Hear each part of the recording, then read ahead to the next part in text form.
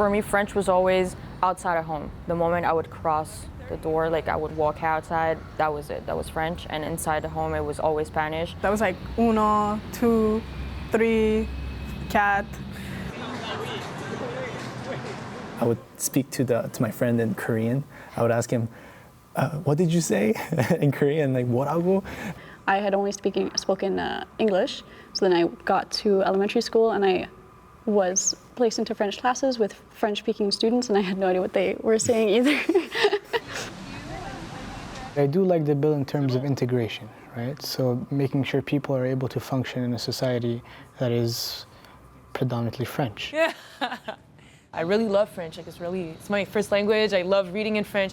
What I find that doesn't make sense, it's like going French, but then when you have to get a job, it's like, English. But you don't have your English, and it's like, but you don't even allow me to have my English. You have less opportunities. So that's why I was like, okay. But they have to, otherwise maybe the French language wouldn't be preserved. I'm actually grateful that I had to go to French elementary school and high school, because even though my last name is Lachance and my parents are completely bilingual, had I not gone to French elementary and high school, I would not have learned the language. If I could have the choice, I would have went to an elementary school in French and to a high school in English, just to have kind of like the same basis. We should like be able to live with both like languages without it being a conflict every time. Like, is it gonna be English or French? Can we just have both? You know? And I understand the thing, like we don't want to lose French, and it's important. It's our richness, but I think if we all value it, we won't lose it. Well, I feel like it's mostly the older generations, you know, who really see maybe English as a threat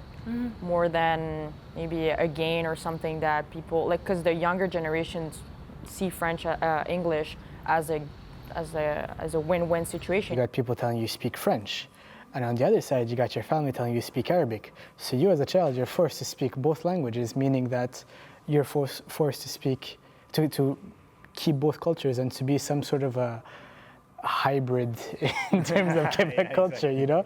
I was never really like integrated with like the very Quebec culture. I just saw them as my neighbor, more like a very close neighbor and a very close friend, rather than I'm one of you. I do identify as a Quebecer. I mean, I've been here my whole life. That's all I've known for so many years. I have French in my heart and like English and Spanish, so I'm all about like unity.